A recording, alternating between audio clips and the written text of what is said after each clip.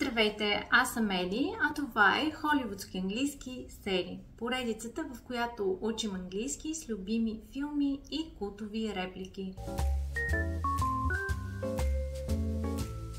Днес ще се потопим в един класически филм "Шофьор на такси" и ще разгледаме фразата You talking to me? Тази реплика е на Робърт Де Ниро, сцената, в която той стои пред огледалото и си говори сам. Той повтаря You talking to me? You talking to me? You talking to me? И това се превръща в една от най-разпознаваемите фрази в киното. Граматиката зад фразата. За да обясним фразата, ще започна малко по-отдалеч. Нека да разгледаме изречението. Ти говориш на мен. В смисъла на говориш сега в момента.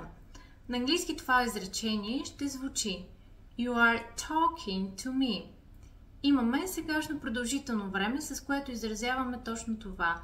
Действия, които се случват сега, в момента на говоренето. За да го направим въпросително на български, ще добавим въпросителната частичка ли, с която де-факто задаваме всякакви въпроси. Например, ти ядеш ли, спиш ли, живееш ли, а в нашия случай на мен ли говориш. За да го направим въпросително, на английски трябва да приложим метода инверсия. При него въпросителната частичка, в случая are, трябва да отиде наотпред на изречението, а глаголът остава в ing форма. И ще стане Are you talking to me? На мен ли говориш? Това е и граматически правилното изписване на фразата. Да я повторим отново. Are you talking to me?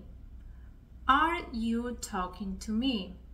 Буквално преведено, ти на мен ли говориш? Но във филма "Шофьор на такси" Робърт Де Ниро изпуска are нарочно, така че фразата вече звучи You talking to me? You talking to me? You talking to me? На мен ли говориш? Ти на мен ли говориш, бе? Произношение. Можете да я кажете спокойно. You talking to me? Просто питате. Или ядосано. You talking to me? Интонацията напълно променя значението. Ето как киното ни учи не само на думи, а и на емоция и интонация. Нещо, което не можеш да научиш само от учебника. А сега е ваш ред. Коя е вашата любима филмова реплика? Напишете я в коментар, може да се появи в следващия епизод на холивудски английски. Ако ти харесва този начин на учене, лек, логичен и с усмивка, присъедини се към следващото издание на програмата ми Английски Step by Step. Започваме на 10 януари. Всички подробности за предстоящия старт ще откриете на линка, изписан на екраните ви.